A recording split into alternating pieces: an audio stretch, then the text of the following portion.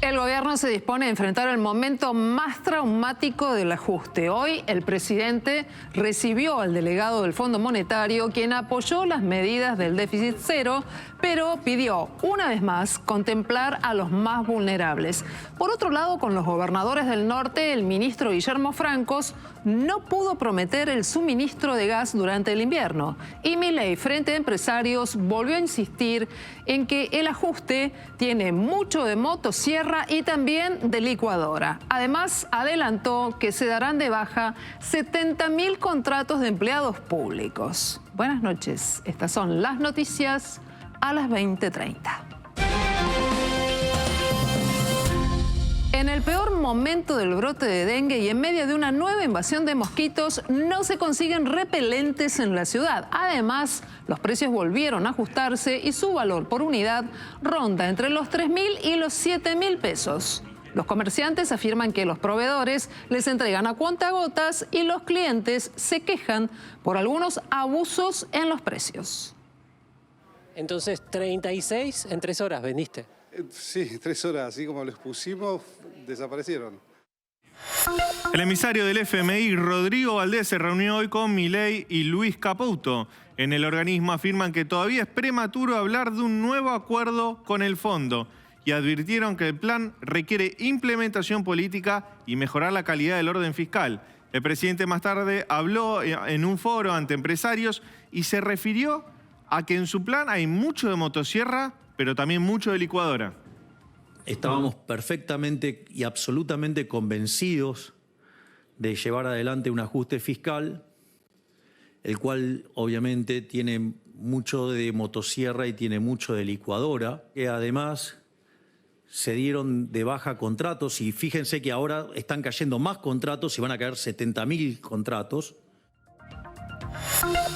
Últimos días para registrar la tarjeta SUBE. Aquellos que no lo hagan, a partir del lunes van a pagar una tarifa más alta en subtes y colectivos. Hoy se registraron largas filas en la estación Constitución para hacer el trámite personalmente.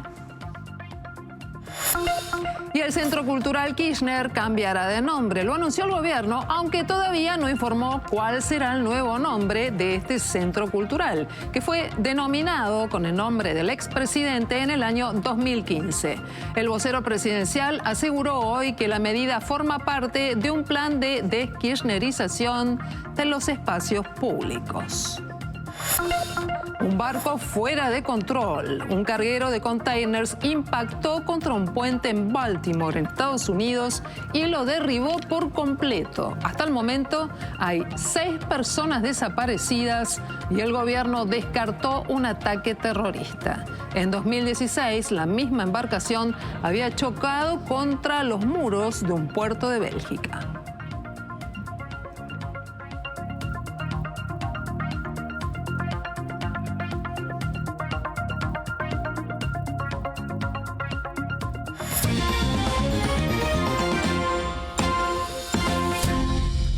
Está hoy en su peor momento y por segunda semana consecutiva se confirmaron más de 20.000 casos semanales en todo el país, donde ya antes se habían contabilizado más de 100 muertos. Aquí en la ciudad, este mal momento coincide con una nueva invasión de mosquitos, pero además con la falta de productos para poder combatirlos en los comercios. Por ejemplo, falta repelente. En la guardia del Hospital Ramos Mejía se implementaron las unidades febriles para atender a los pacientes con dengue en el peor momento del peor brote de la historia. Está con síntomas, empezó desde el día de ayer, sí, en realidad un poco antes porque ya va a ser 48 horas, 39, 40 de temperatura, aún no baja. Está saturando dentro de 96, 98% y estamos acá en el Ramos Mejía esperando para que nos atiendan. Es más probable que por los síntomas tenga dengue. Yo empecé con dolor de cabeza hace 2 días, dolor de garganta y dolor de cuerpo. O sea, hoy tuve que faltar al trabajo y me siento muy mal. Tengo frío y nada, venimos por eso y a ver si tenemos o no, por sacarnos una duda. Según el último reporte epidemiológico, en el país ya se registraron más de 134.000 casos de dengue con 106 muertos. En la ciudad los casos subieron y están en torno a los 2.500 semanales. Ni se dieron cuenta si les picó un mosquito, ¿no? El mosquito está lleno, o sea, no sabemos bien, así, pero trabajo en remera y es más posiblemente que sí. Está medio lento, o sea, podría ser más rápido. ¿Cuánto esperaste? Media hora, un poquito más. En medio de este brote de dengue, conseguir repelente se convirtió en una misión imposible. En la farmacia de la Estrella de Montserrat, este es el último repelente que queda para vender. Esta mañana llegaron 3 cajas, pero a pesar de su alto precio, ya se vendió casi todo. Así como les pusimos, desaparecieron. Esta tanda llegó hace 3 horas, más o menos aproximadamente, 36 unidades, que eran lo máximo que nos enviaron, y ya es el último que me queda. Ya no, ahora estamos insistiendo con el proveedor, posiblemente mañana vuelva a entrar otra tanda, pero no nos prometieron nada. El último repelente volvió a la góndola y en menos de un minuto ya 2 personas se disputaban para comprarlo. Bueno, acá el señor había agarrado el último repelente, pero esta señora se lo pidió y se lo cedió. Gracias, muchísimas gracias. Es para mi nene que, bueno, que tiene que ir al jardín y, bueno, tenemos que protegerlo. No hay en ningún lado. Busqué por las páginas y todo, tampoco encontré.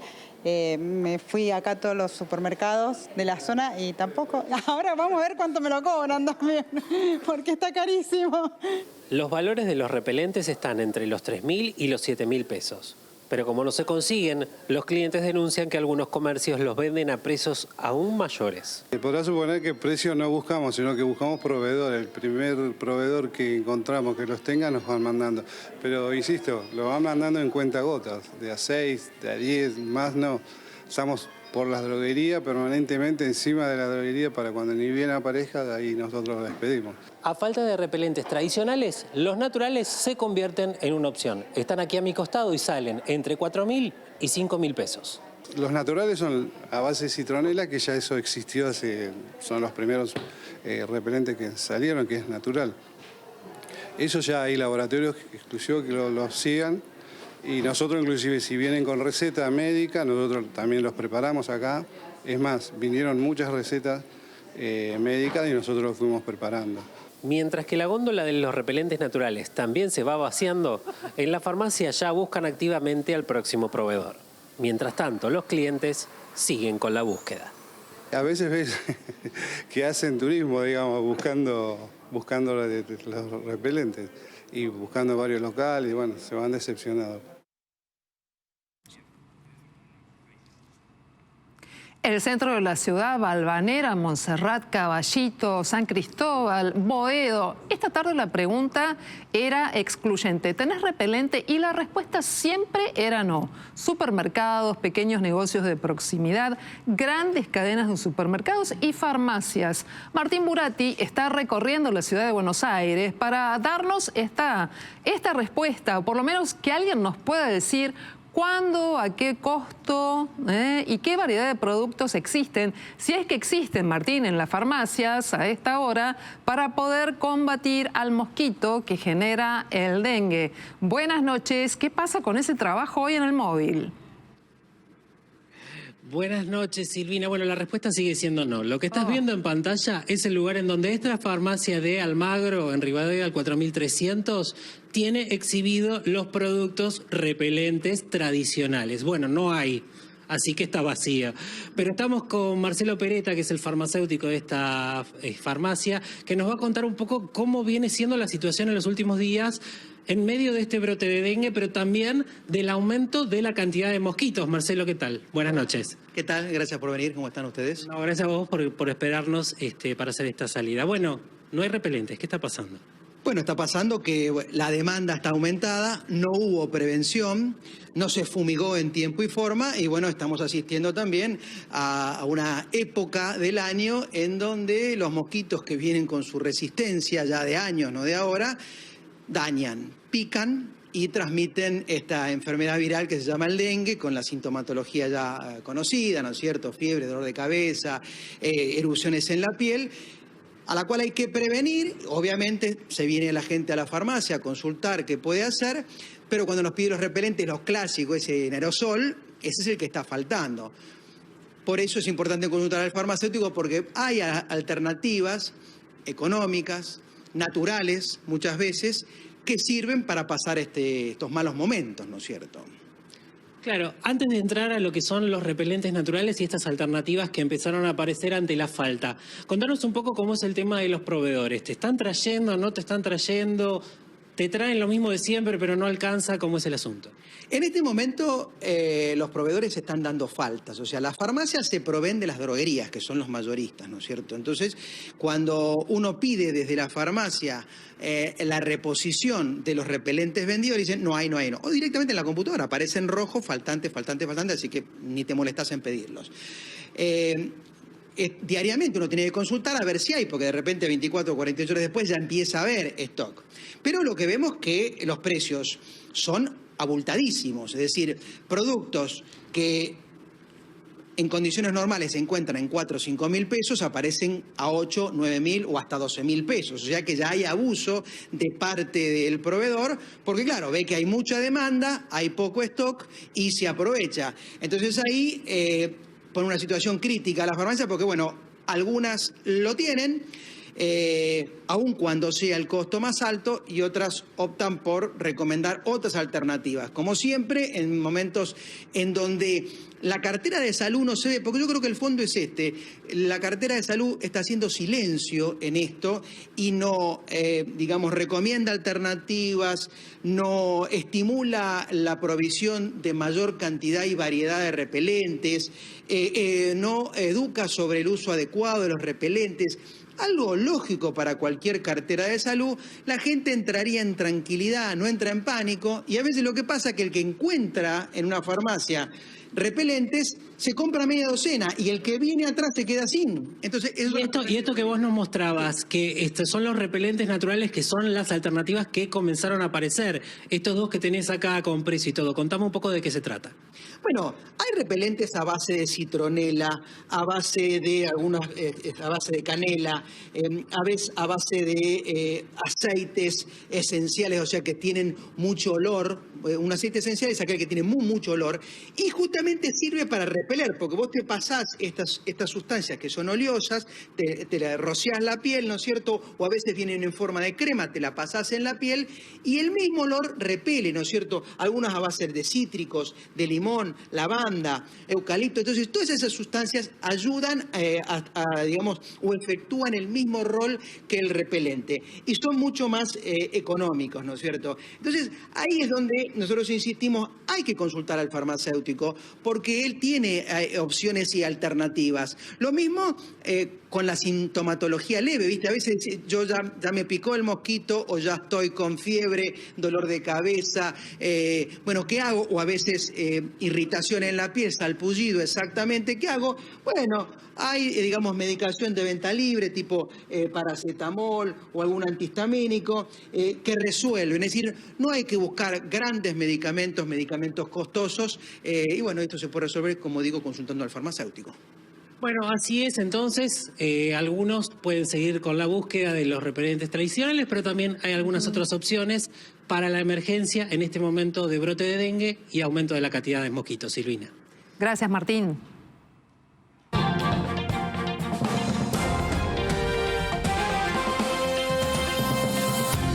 El presidente Javier Milei habló hoy ante el Círculo Rojo, un montón de empresarios de los más importantes del país congregados en un foro económico. ¿Y qué les dijo? Básicamente el mismo argumento calcado de la apertura de sesiones ordinarias del Congreso. Destacó la pesada herencia que recibió y defendió su programa económico, admitiendo que hay mucha motosierra, pero también mucha licuación.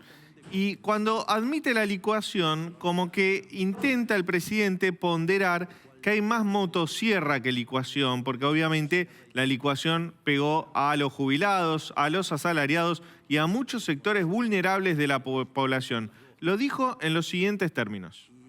Y la realidad es que nosotros creíamos que nuestro objetivo era alcanzar el déficit cero en el año 2024. Y la verdad es que estábamos perfectamente y absolutamente convencidos de llevar adelante un ajuste fiscal, el cual obviamente tiene mucho de motosierra y tiene mucho de licuadora. Digamos, si lo queríamos hacer rápido, había que usar las dos cosas. Y hay mucho de licuadora, y hay mucho también, y mucho más en realidad, de motosierra, porque eliminamos la obra pública de cuajo, algo de lo cual estoy profundamente orgulloso, siendo que la obra pública es una gran fuente de corrupción, de robo, a la cual me imagino que toda la gente de bien debería oponerse.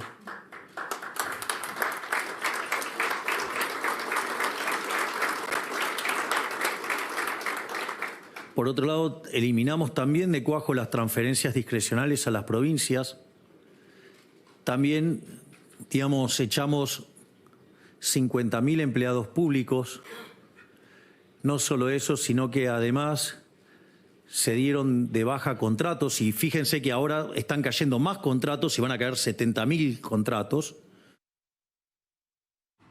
Silvina, no sé si prestaste el detalle, que otra vez el presidente volvió a pedir que le bajen las luces. ¿Pero por qué? Que esté en una semioscuridad tenue, como cuando fue a La Nación Más y que fue entrevistado por colegas, que también pidió lo mismo. Aparentemente le hace mal justamente la luz y por eso fue el pedido que hizo a los empresarios y organizadores del evento. Dentro de los que aplaudían, evidentemente no había empresarios de la construcción, que son los más afectados por la paralización de las obras públicas, al igual que los trabajadores del sector.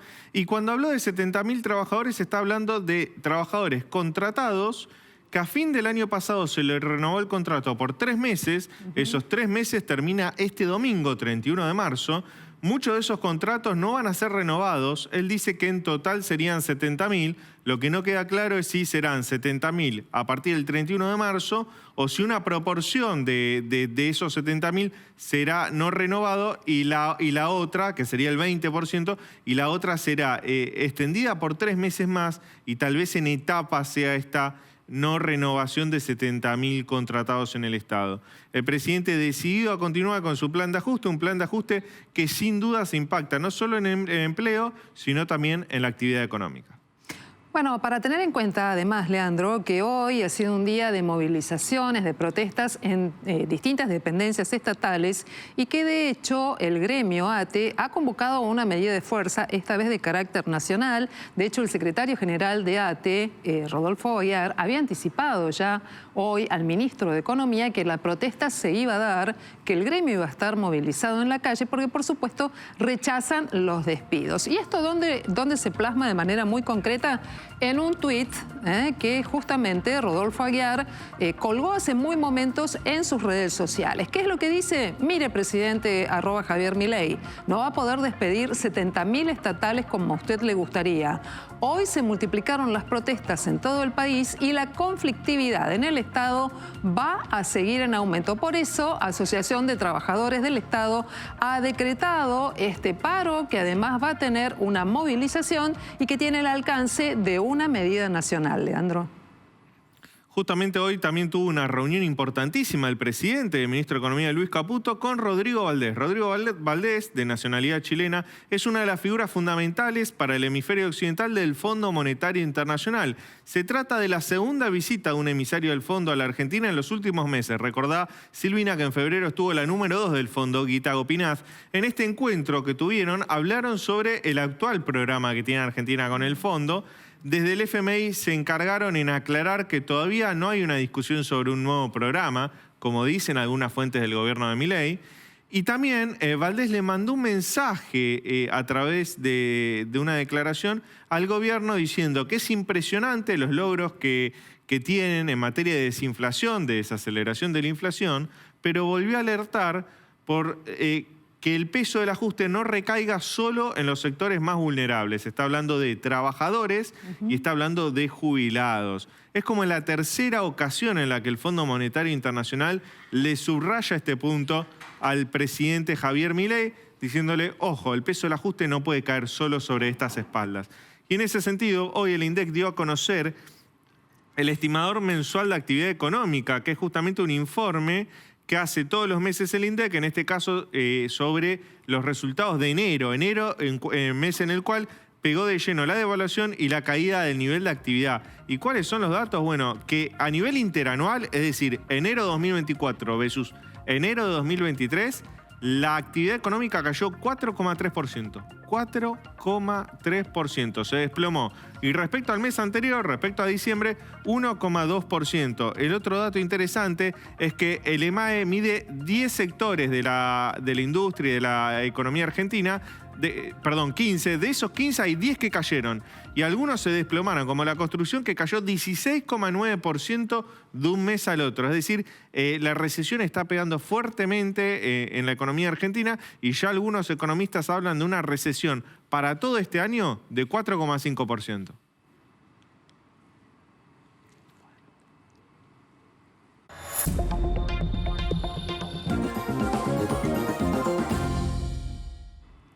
El ministro del Interior, Guillermo Francos, hoy participó de la reunión con los gobernadores del Norte Grande y allí estuvieron presentes los gobernadores de Formosa, de La Rioja, de Santiago del Estero, el gobernador de Jujuy, el de Catamarca, el de Corrientes, también el de Misiones, el de Tucumán y Chaco.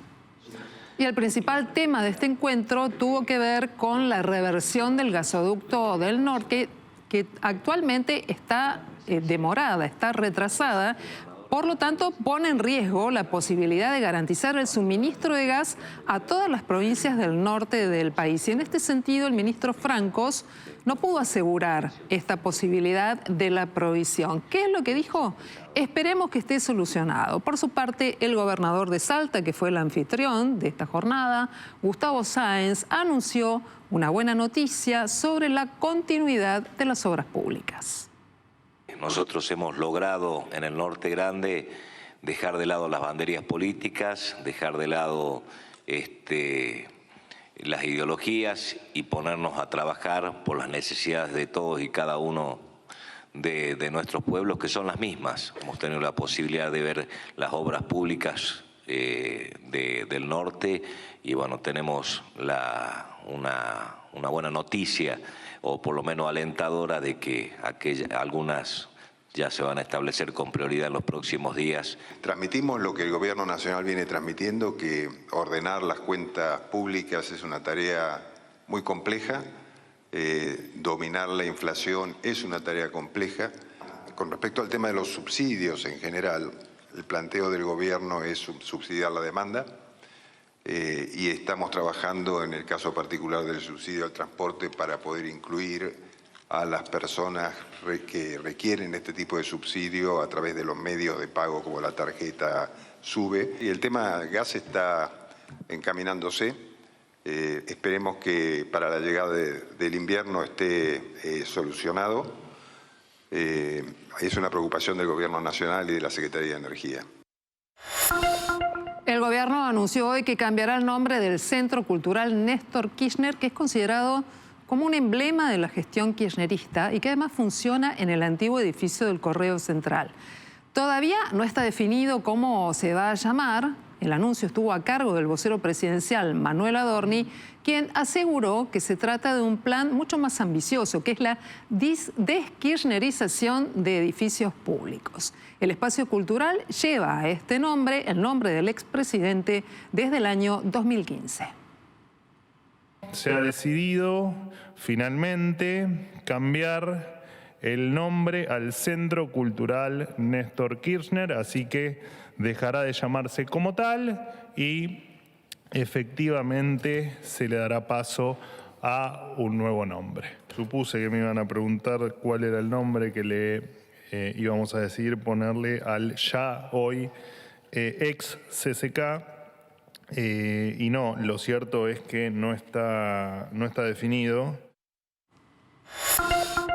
En medio de la escalada de la violencia en la ciudad de Rosario, los colectiveros realizaron un paro para resguardar la integridad de los trabajadores. Los choferes de colectivos convocaron a un nuevo paro después de que se registraran al menos 4 ataques a unidades en servicio en distintos puntos de la ciudad. La medida de fuerza fue anunciada por la Unión Tranviarios Automotor, a la que también se sumó el gremio de los taxistas. A partir de la escalada de violencia que vive la ciudad, se produjo un nuevo pronunciamiento, en este caso del Papa Francisco, quien emitió un mensaje en el que le reclamó a todas las fuerzas políticas que dialoguen, que logren consensuar medidas para combatir al narcotráfico en Rosario. El Papa apuntó a sectores políticos, policiales, judiciales y también financieros y a su complicidad por la inseguridad en esta ciudad de Santa Fe. Y en un momento de crisis como los que vive la ciudad de Rosario, comprendemos la necesidad de la presencia de la fuerza de seguridad para llevar tranquilidad a la comunidad. No obstante, sabemos que en el camino de la paz se deben transitar respuestas complejas, integrales y con la colaboración de todas las instituciones que conforman la vida de una sociedad. Es necesario trabajar no solo sobre la oferta, sino también sobre la demanda de drogas a través de políticas de prevención y asistencia. El silencio del Estado en esta materia solo naturaliza y facilita la promoción del consumo y comercialización de las mismas. Y hoy amanecimos con neblinas y bancos de niebla sobre el Gran Buenos Aires y una temperatura mínima de 19 grados. Alta la mínima para esta época del año sobre Capital Federal y sus alrededores. Y estas condiciones de calor y de humedad van a continuar durante los próximos 5 días. De hecho, a partir de mañana se espera que viento norte nos deje un paulatino aumento de las temperaturas. Pero algo destacado es que se va a estar acercando un sistema de inestabilidad ya a partir de esta noche a algunas provincias de la República Argentina y hay un aviso de alerta ya para esta noche y mañana sobre el sudoeste de la provincia de Buenos Aires, La Pampa, Mendoza y partes de San Luis. Y acá vemos las precipitaciones que se esperan para las próximas 48 horas y vemos cómo sobre la franja central del país tormentas que pueden ser fuertes a partir de esta noche y durante el día de mañana. Y después lo que vemos en color violeta sobre el litoral, el norte de la provincia de Buenos Aires, se va a estar dando a partir del próximo sábado a la noche y domingo de Pascuas en gran parte del norte del país. O sea que primera tanda de lluvias mañana, primera parte del jueves sobre la franja central y la segunda tanda de precipitaciones se va a estar dando a partir del sábado a la noche desde el Río de la Plata hasta el norte del país durante el transcurso del próximo domingo. Todos estos dos eventos de lluvias y de tormentas dentro de aire cálido y húmedo y no se espera un descenso notable en los valores de temperatura por lo pronto hasta el próximo lunes inclusive.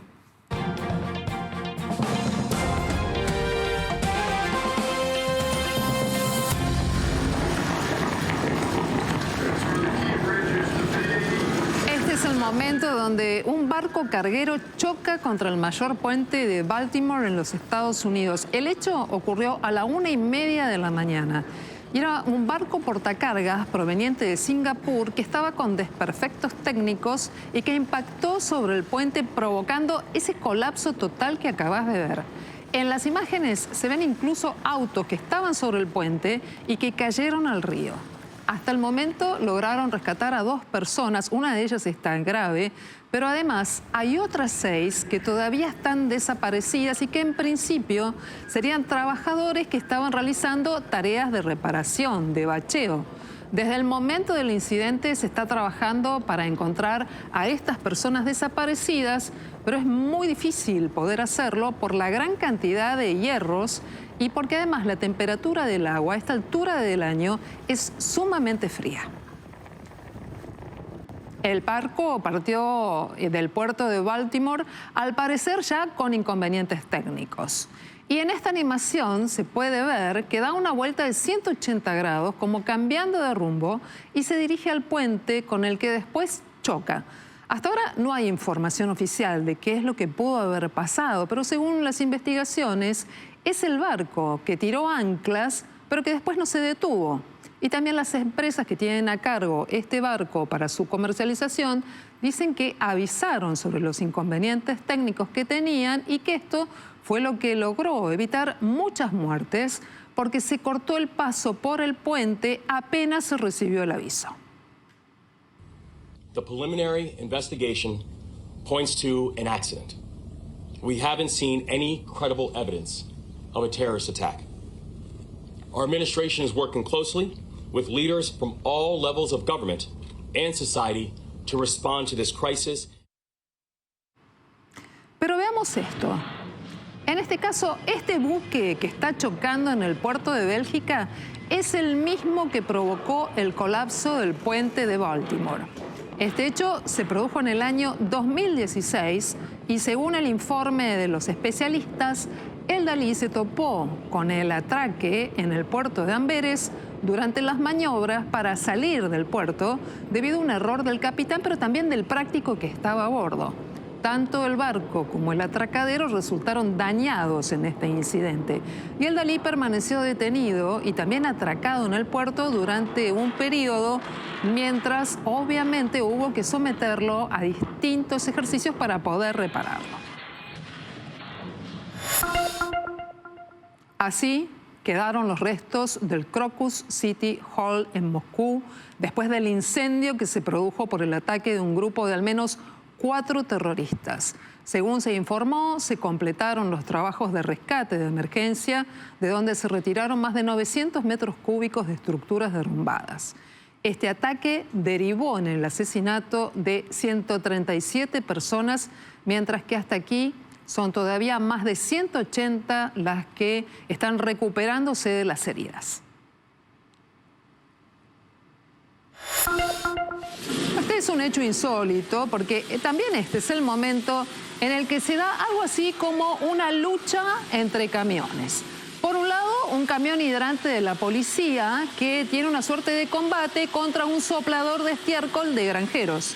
Esta singular batalla se dio en Bruselas. ¿Por qué? Porque hay un tremendo conflicto entre los productores agrarios europeos para reclamar más medidas de apoyo al campo al considerar insuficientes las que se están tomando hasta aquí. Se había prometido cierta flexibilización en la aplicación de normas para el medio ambiente, no lo lograron y hay una revisión o piden una revisión sobre la política agraria que hasta aquí no ha sucedido. Por eso lo que ves.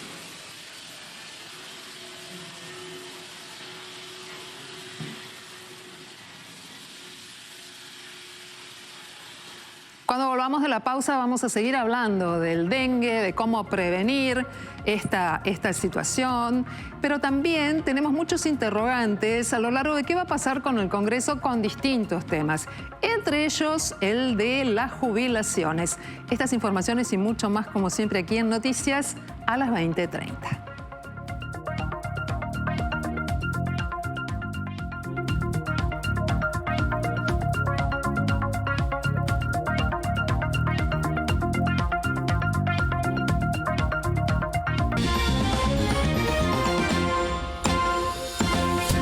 ¿Registraste tu tarjeta SUBE? Bueno, atención, porque a partir del lunes, quien no tenga la SUBE registrada va a tener que pagar una tarifa más alta en los subtes y en los colectivos. Es por eso que hoy hubo larguísimas filas en la Estación Constitución para poder hacer ese trámite personalmente. Las filas son interminables.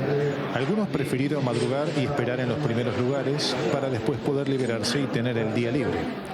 Otros llegaron en horarios posteriores al inicio de la atención, a partir de las 7 de la mañana, pero debieron esperar más. Todos coinciden en lo mismo. Están acá por problemas con el registro vía internet. Es demasiada cantidad de gente que hay, podrían hacer un poquito más rápido. Todos estamos en la misma situación, necesitamos que sea más acelerado el tema. Yo hace un rato no llegué porque vino mi sobrino a cuidarme el lugar. Ah, y perdón, ¿y el caballero desde qué hora está cuidando el lugar al tío? De las 6:30, si no me equivoco. ¿Viene desde lejos? Sí, algo.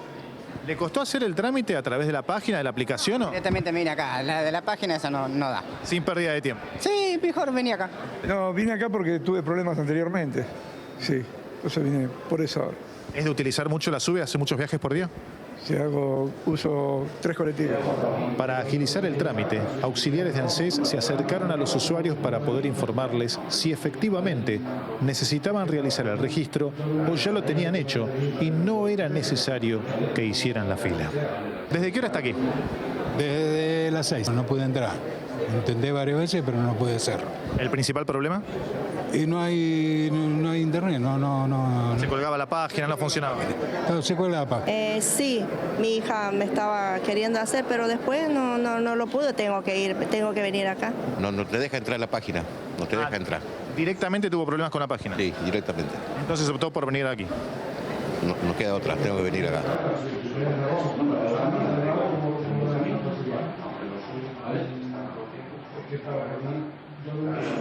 Bueno, lo que te conté, vamos a hablar del tema del dengue, porque todos queremos saber hasta cuándo vamos a estar conviviendo con el mosquito que causa el dengue y además queremos saber bastante más a propósito de su desarrollo y qué consecuencias trae esta enfermedad. Esta noche está junto a nosotros el ingeniero Guillermo Mariategui, que es especialista en este tipo de cuestiones y también en todo lo que tiene que ver con el combate y el control de plagas ambientales. Hola, ingeniero, buenas noches. Gracias por esta ida y vuelta aquí en Noticias a las 20:30. ¿Cómo está usted? ¿Qué tal? Buenas noches. ¿Cómo están ustedes? Bien, la pregunta del millón es tratar de develar hasta cuándo vamos a estar conviviendo con el mosquito que causa el dengue. Bueno, lo que sucede es que justamente el dengue tiene la particularidad de tener sus picos máximos en otoño, que es donde estamos llegando. Diríamos que el mes de marzo y abril son justamente los de mayor incidencia. Y bueno, pasa algo muy particular, las condiciones climáticas están colaborando realmente para que se pueda criar este mosquito. Las oviposiciones que tenemos cerca de nuestras casas producen larvitas. Para hablar un poco del ciclo, esas larvas en 7 días se transforman en adultos y esos adultos tienen la necesidad de las hembras alimentarse de sangre, en este caso humana, es la que les gusta, y para poner nuevamente huevitos fértiles. Y hasta que la temperatura no esté una temperatura media por debajo de los 15 grados, vamos a seguir teniendo este pico que es bastante preocupante porque hay muchísimos casos de la enfermedad, del virus, porque el mosquito es un mosquito que está ya naturalizado acá en estas zonas y lo tenemos que tratar de evitar con el descacharrado, con las cosas que ya venimos escuchando a diario. Claro. Pero la enfermedad lamentablemente está atacando fuertemente. Bueno, con lo cual nada indica que en lo inmediato podamos terminar con este tema, al contrario, porque estoy pensando, la temperatura en el área metropolitana por lo menos ha cambiado y a veces no podemos garantizar que en el mes de mayo, por ejemplo, tengamos 15 grados o menos de 15 grados. Es difícil y el hecho que tengamos, aparte de la Aedes aegypti, que es el mosquito del que estamos hablando, tenemos una serie de mosquitos que están invadiendo o tomando nuestra zona en la ciudad, que sería el Ocrerotatus o el Aedes alifasciatus, que es otro mosquito, el mosquito charquero, pero que también las temperaturas y este exceso de agua, estos charcos que se forman en la naturaleza, en las plazas, en los jardines, en el campo, permite que proliferen de una forma sustancial estos mosquitos. Bueno, entonces estamos invadidos, la convivencia de estas dos variantes, por lo menos dos variantes. ¿Cuáles son las consecuencias que traen? Seguramente debe haber alguna más, ¿no? Pero ¿cuál es la consecuencia que trae la interacción de todas estas variedades de insectos? Mosquitos tuvimos siempre, desde que existe el hombre existe el mosquito. O sea, mejor dicho, el mosquito existe mucho antes que el hombre, pero el problema que tenemos es que nosotros en este momento tenemos un individuo que es vector de virus, de enfermedades, dengue, zika, chikungunya, son todos problemáticos para el humano. Claro. Y están muy cerca de nuestras viviendas. Ese mosquito vive, como ya lo habrán escuchado, no sobrepasa los 100 metros de nuestras viviendas. Y es más, con las temperaturas, cuando bajan un poco, pueden ingresar en nuestras viviendas y hay que cuidarse realmente, digamos, para que no nos piquen esos mosquitos, para que no se puedan alimentar de nosotros, con diferentes formas. No hay un solo método que permita evitar esto, pero bueno, el repelente, espirales, insecticidas en su momento para trabajar con los adultos y evitar, por supuesto, la fuente, que es donde se crían esos mosquitos, que es la fuente de agua. El mosquito es un insecto acuático y hay que evitar que en sus estadios juveniles pueda poner esos huevitos y esas larvas vivir en el agua. Sacar todo lo que tengamos a mano, descacharrado, lo que normalmente se publicita que está perfecto para tratar de solucionar en parte el problema. Claro, estamos todos volviendo a poner mosquiteros en las ventanas, en las puertas, algún tipo de género parecido a la gasa, especialmente para preservar a los bebés, a los más chiquitos de la casa. Sacamos agua de los patios, piletas, etcétera, etcétera. Pero también esperamos encontrar alguna alternativa, como los espirales, los repelentes, y resulta que, aunque son muy caros, no los encontramos. ¿Qué alternativa nos queda como para prevenirlo cuando no tenemos nada? Estamos en la calle, por ejemplo, y no hay nada con lo que puedas protegerte. No, normalmente lo que hay que hacer es el método físico, que lo que estabas hablando recién, está totalmente perfecto. Poner malla mosquitera o poner un tul en la cuna de los bebés o en la cama donde fuere, es muy bueno. Aparte de eso, hay que tener, si es posible, mangas largas, ropa gruesa, que no permita que accedan estos mosquitos a nuestro cuerpo. Otro método físico. En lo posible, repelentes. Duran un tiempo, no es un insecticida, o sea que no es demasiado problemático. Todos los repelentes aprobados por ANMAT no hay ningún problema. Y después tratar de hacer aplicaciones puntuales en la casa de uno de insecticida cuando uno ve a los adultos, nada más. No rociar también indiscriminadamente. Y en el exterior, espirales o las formas que uno pueda para tratar de eliminar a estos mosquitos, a los adultos. Claro, el tema es que muchas veces no los conseguimos. De hecho, hoy estuvimos recorriendo hace minutos nada más nuestro móvil, nos contaba que no hay productos en las farmacias ni en hipermercados. La verdad es que no se consigue. Y empezó una suerte de supuestos saberes populares que dicen, bueno, hace fuego, ¿no? Otro que dice, haciendo fuego tenés humo y con este humo los espantás. Otro que te dice, no, hace un agua con vainilla, no, alcohol con lavanda. ¿Esto es efectivo o es una serie de cuestiones que se suman y en realidad no pasa nada, no? El repelente que normalmente conocemos de marca, vuelvo a decir que está aprobado por el ANMAT, lo que hace es engañar al insecto y sacarle el aroma que tenemos de humano, que es el ácido láctico, que es el dióxido de carbono. O sea, engaña al mosquito y cuando se acerca no se da cuenta que está cerca de un humano, entonces no va a picarlo.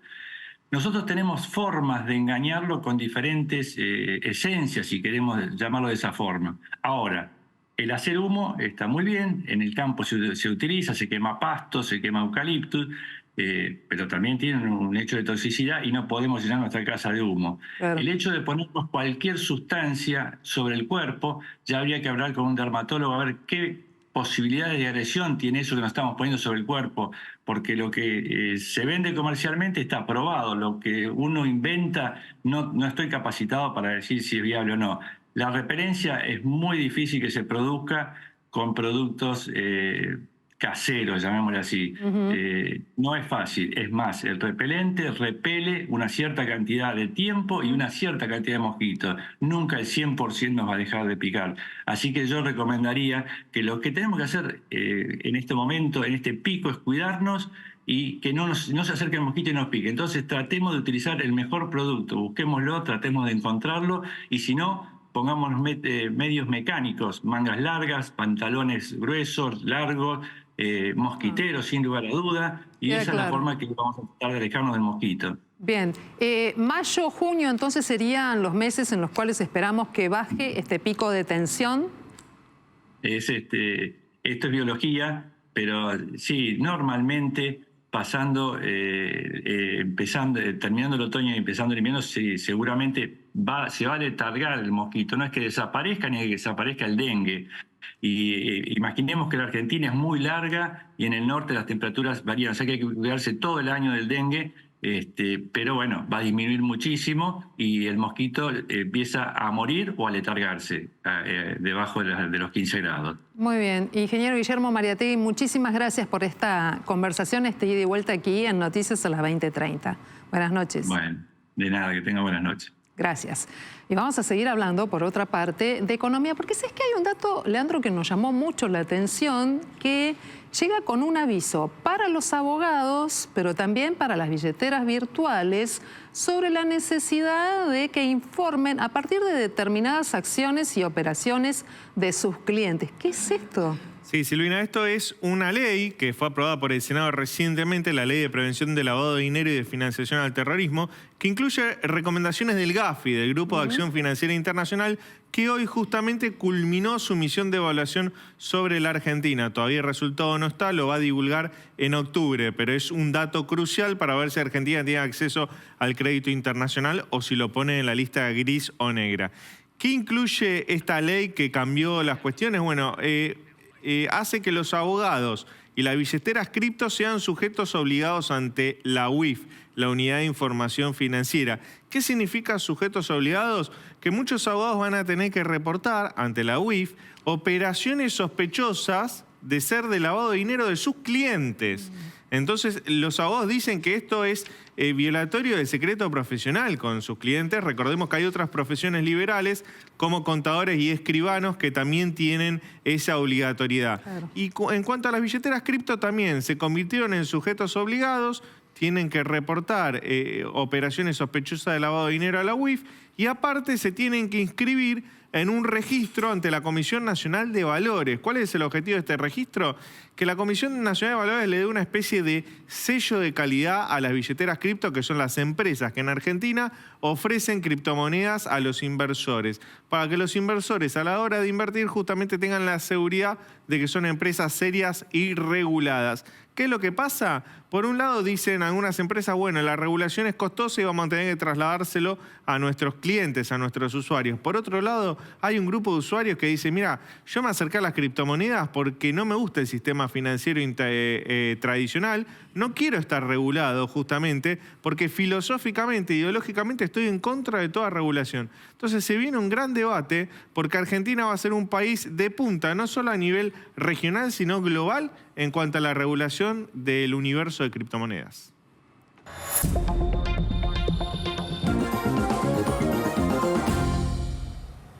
La policía intercambió disparos con 3 sospechosos en la autopista 25 de Mayo a la altura del barrio de Parque Chacabuco.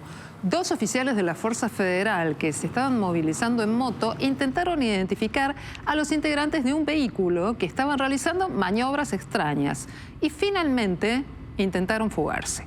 Como resultado de este enfrentamiento a los tiros, el rodado chocó unos metros más adelante contra el guardarrail. Y la policía investiga ahora si los delincuentes podrían estar vinculados a un asalto a un agente retirado en Avellaneda. El gobierno de la ciudad anunció que va a habilitar la circulación de autos en el Paseo del Bajo los fines de semana y los feriados. Y si bien esta medida está contemplada para el fin de semana largo, también va a estar habilitada durante los sábados, los domingos y los feriados para los autos, aunque solo será gratuita durante este fin de semana largo, porque a partir de la semana que viene la circulación de autos y motos va a estar permitida, pero con el cobro de la tarifa de peaje correspondiente a esa vía.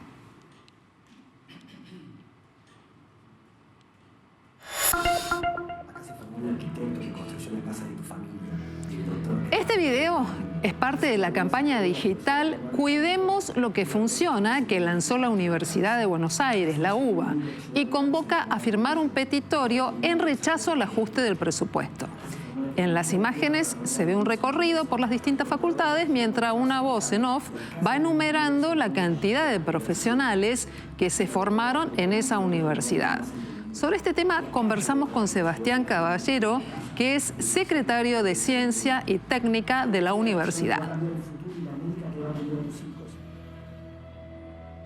Nosotros le planteamos al gobierno es que podemos entender que estamos en un momento de crisis a nivel nacional y que quizás haya que rediscutir o rever cosas. Ahora, como bien vos lo dijiste, Hoy la Universidad Argentina de Gestión Pública, en la mayoría o en la totalidad de los casos, y en particular la Universidad de Buenos Aires, es algo que funciona. O sea, podemos discutir si quizás invertimos mucho o poco en ciencia, hablando de un modelo de país. Digo, claramente me preguntan a mí, yo voy a querer un país con mucha ciencia, con muchas empresas que agreguen valor y con trabajo digno. Pero bueno, digo, cada gobierno tiene la potestad de hacer un planteo de modelo de país.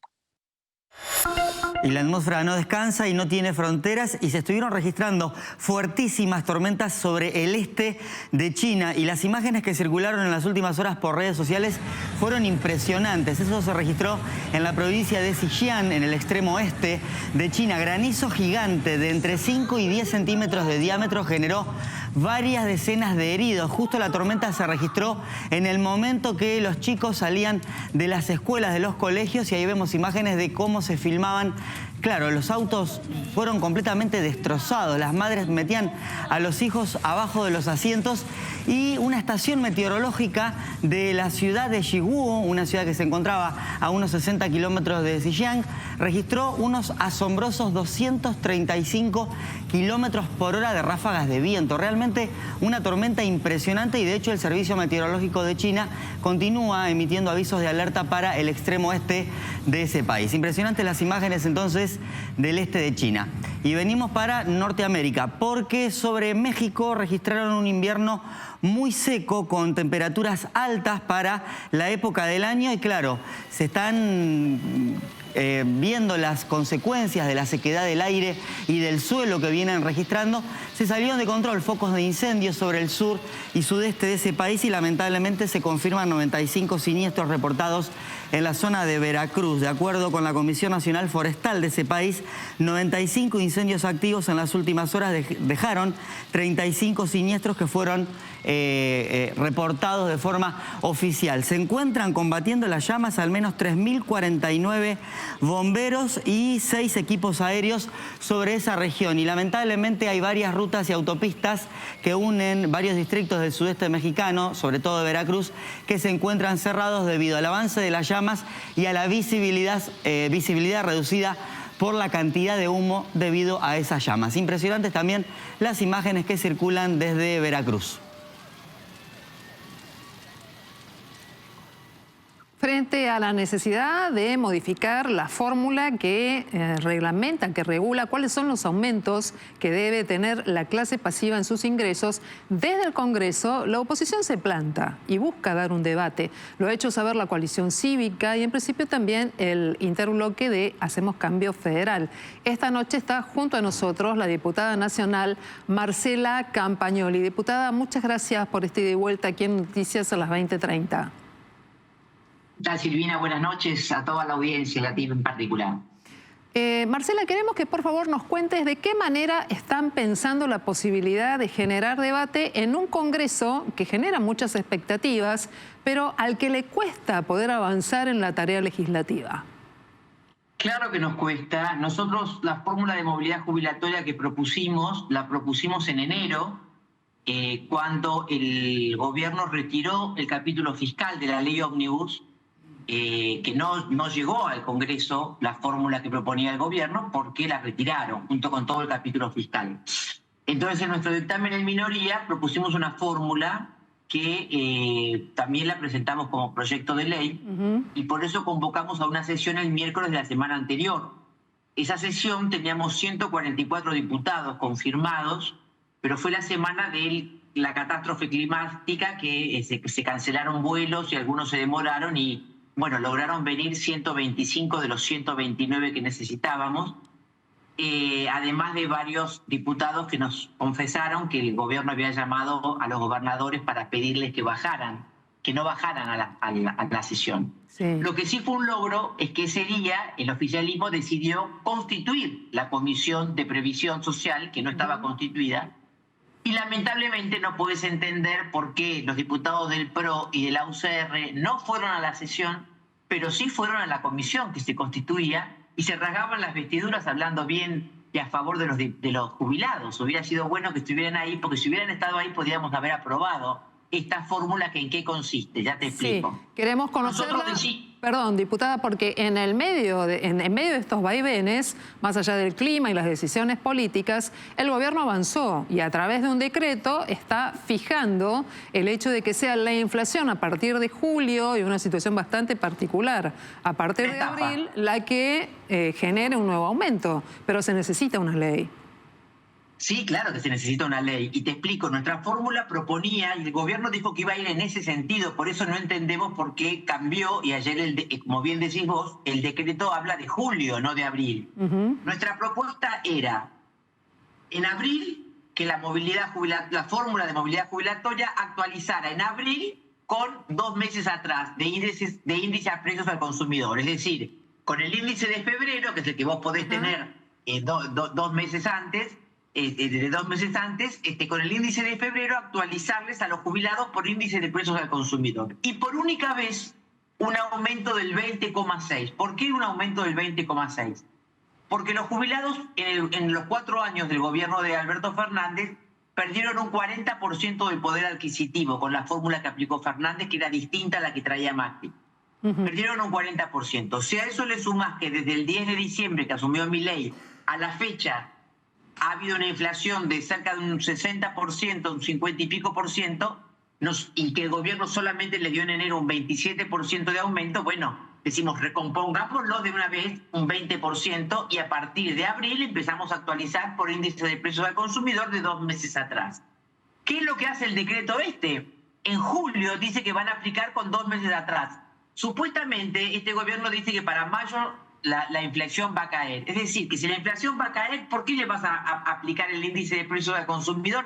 Es decir, que no les vas a actualizar nada, porque si no va a haber inflación, el índice de precios al consumidor no se va a mover. Por eso, diputada, ¿qué es lo que están proponiendo concretamente? ¿Qué tipo de fórmula estarían proponiendo para lograr una actualización y que de alguna manera vayan recuperando ese poder adquisitivo perdido? Por eso, nuestra fórmula, como te dije, es índice de precios al consumidor en abril, el de febrero, en mayo, el de marzo. Es decir, vas aplicando el de cada mes que va transcurriendo el índice de precios al consumidor de cada mes. Y una vez que está estabilizado la inflación, por índice de precios de aumentos salariales. Pero por única vez, un aumento del 20,6 para recomponer esa brecha que la inflación acumulada ha afectado los saberes de los jubilados. ¿Y por qué es tan importante? Porque los jubilados, a diferencia de otros sectores, hoy hay muchos sectores vulnerables en la Argentina, pero otros sectores perciben la UH, perciben el plan potencial que fue duplicado al principio de esta gestión. Los jubilados no tienen ni siquiera sus brazos para poder salir a trabajar y traer el sustento a su hogar. Entonces, diputada, es el sector más vulnerable de la cadena y es donde se licúa los saberes, se le licúan con la inflación. Entonces, diputada, en un contexto donde todo ha aumentado, las prepagas, los medicamentos, los alimentos, los alquileres, el combustible, los más perjudicados en este momento son los jubilados. Campagnoli, buenas noches. La saluda Leandro Dario. El gobierno justamente en su fórmula desacopla las jubilaciones de los salarios, es decir, a partir de esta nueva fórmula va a ser actualizada según el IPC. ¿Usted cree que esto es una mala noticia teniendo en cuenta que a futuro, si la economía se estabiliza, tal vez la inflación sea más baja y los salarios reboten? Exactamente. Si nosotros solamente aplicamos índice de precios al consumidor y ojalá este gobierno tenga éxito en combatir la inflación y no haya más inflación, y además la está aplicando a partir de julio, es decir, cuando ya no va a haber inflación. Entonces, ¿cuál es la actualización que van a tener los jubilados? El gobierno igualmente lo que va a aplicar a partir de julio es el empalme final, pero en abril sería IPC de febrero más 12,5% y sería aumentos a cuenta abril, mayo y junio. Cuando termine ese trimestre, el gobierno va a determinar si la nueva fórmula es mejor que la fórmula anterior y dice que va a saldar la diferencia. Sí, por eso es importante que salga por ley. Nosotros celebramos que el gobierno, aunque sea por DNU, quiera ya, para no esperar más, darles un aumento a los jubilados. Es menor de lo que nosotros proponíamos, pero es algo. Entonces, mientras tanto, Si no me equivoco, el jueves 4 de abril está convocada la comisión previsional para seguir tratando esto y poder llevarlo al recinto y sacar por ley una fórmula jubilatoria que aparte es un mandato constitucional, es decir, hay un fallo de la Corte que así lo indica. Bien. Diputada, quiero cambiar de tema. Creo que vas a coincidir en la necesidad también de dar debate a propósito de qué poder judicial busca el presidente Javier Milei, en particular en la cumbre de ese poder judicial que es la Corte Suprema. Hemos, además de conocido los nombres del juez Ariel Rijo y de Gustavo García Mansilla, conocido pronunciamientos de distintos sectores. Ustedes de la Coalición Cívica fueron de los primeros de tener una mirada crítica hacia la postulación del doctor Lijo, pero también distintos, centrales empresarias se han expedido sobre este punto. ¿Por qué cree que sucede esto y cuál es su lectura a propósito de ese poder judicial que se viene? Mira, nosotros lo tenemos denunciado al Lijo en el Consejo de la Magistratura y siempre hemos sido muy críticas de él porque es un juez que se ha encargado de Comodoro Pi, de los que más ha cajoneado expedientes que tienen que ver con la corrupción. Yo siempre digo que corrupción hay en todas partes del mundo, pero en Argentina hay impunidad. Y eso es lo que permite que siga habiendo cada vez más corrupción, porque todos saben que total después no pasa nada en la justicia. Entonces, es muy responsable la justicia de que haya corrupción en la Argentina, porque si hay impunidad, nadie las paga. Entonces, Lijo ha sido, si hay casta en la justicia, ese es Lijo. Ayer hubo un programa de televisión en La Nación Más muy claro de Carlos Pañi, desnudando todo lo que es el patrimonio, que es algo que conocemos porque lo ha denunciado Lilita, a eso desde hace años viene denunciando, por la causa EPF, por la causa Siemens, por la causa de que hemos denunciado nosotros el año pasado Malena Galmarini con AISA, por la causa del FETA, del Fideicomiso de Estabilización del Precio del Trigo, que he denunciado a Ricardo Feletti, secretario de Comercio de Massa. Nada ha avanzado, nada ha avanzado. Todo siempre escajonea Lijo. Entonces, vamos a llevar a la Corte a una persona que no tiene prestigio, no ha sido un buen juez y tampoco es académico. Entonces, por lo menos Manuel García Mansilla es un académico prestigioso, decano de la Facultad de Derecho de la Austral y un tipo incuestionable. Lijo es cuestionado por todos, como vos nombraste, no solamente el Colegio Público de Abogados, el Colegio de la Ciudad de Buenos Aires, la Fundación Será Justicia, AmCham, Cámara de Empresarios, cualquier organismo se ha pronunciado por tratar de llevar a la Corte a personas idóneas. Y lo que también correspondería, ya que es la vacante de una mujer, que vaya una mujer. La mujer, por supuesto que tiene que ser idónea, no solamente ser mujer. Tiene que ser idónea, tiene que ser académica, tiene que ser prestigiosa. Somos la mitad de la población en la Argentina. Todas las Cortes Supremas del mundo tienen mujeres en su composición. Nosotros, y aparte se está liberando una silla que está vacante, que es la de Elena Hayton de Nolasco, porque a García Mansilla lo propone para una vacante que no está, porque el juez Maqueda podría querer prorrogar 5 años más su permanencia en la Corte. Así es. Bueno, diputada Marcela Campagnoli, te agradezco mucho esta conversación. Veremos si finalmente prosperan estas dos nominaciones o si finalmente hay algún tipo de cambio en función de cuál pueden ser los vaivenes que se dan en la previa a la posibilidad de rechazar o avalar a estos dos candidatos. Muchísimas gracias y buenas noches. Gracias y buena Semana Santa. Ojalá podamos resucitar a un país mejor y abrazándonos entre todos. Que así sea, diputada. Muchísimas gracias. Cuando volvamos de la pausa, vamos a entrar en este último tramo de noticias a las 20:30 porque tenemos algunos datos de deportes y también queremos saber qué va a pasar con el clima. Quédate.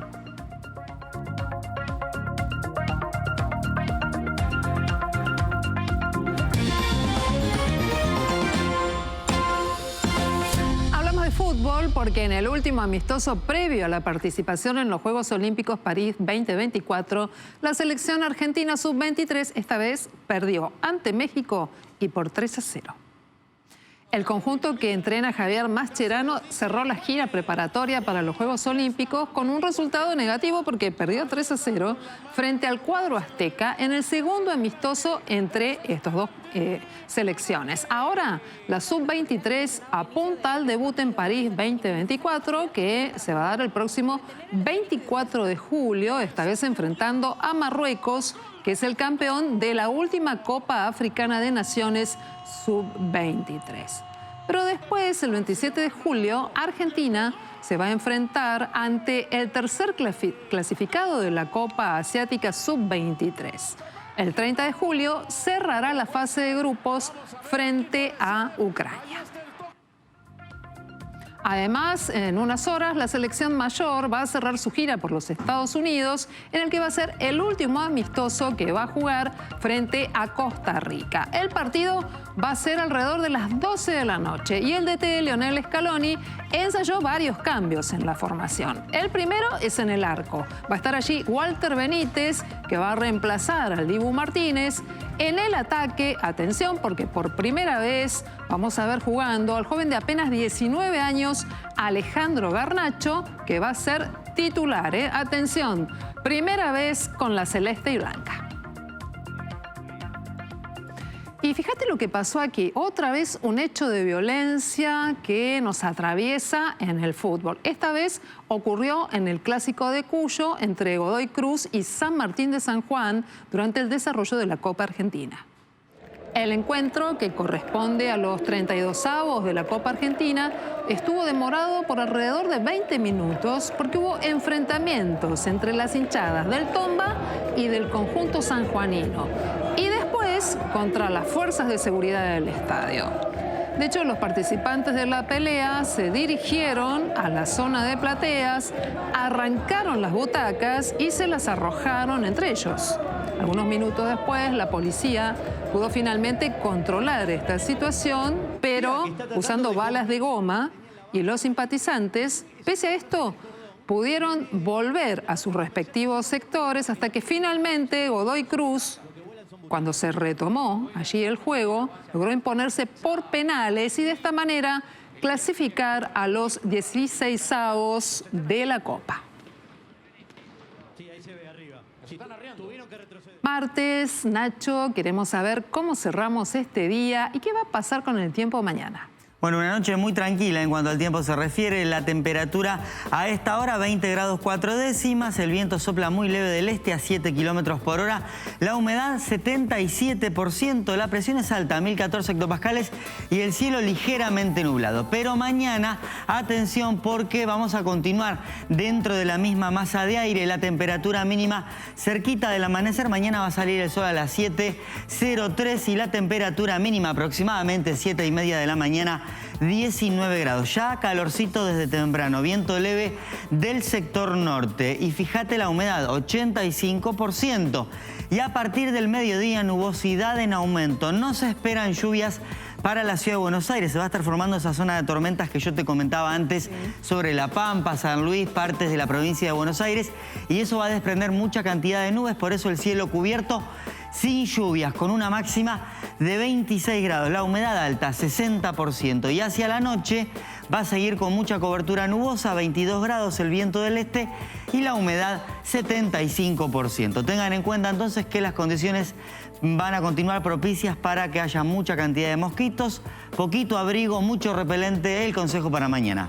Bueno, déjanos entrever, por favor. Mucha gente pensando en viajar. ¿Qué va a pasar jueves, viernes? Bueno, mira, acá en Capital Federal hay buenas noticias porque esperamos nubosidad en disminución el jueves, mucho sol y poquitas nubes. El viernes el cielo completamente despejado. El sábado algo de nubosidad.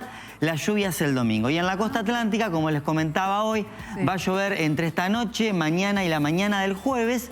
Se abre una ventana de buen tiempo hasta el sábado a la noche y llovería de nuevo el domingo. Bueno, Nacho, muchas gracias. Por favor. Y nosotros hasta aquí te contamos toda la información de lo que pasó en tu ciudad, en el país y en el mundo. Mañana vamos a estar otra vez aquí juntos haciendo estas noticias a las 20:30. Que tengas un buen descanso. Hasta mañana. Bueno.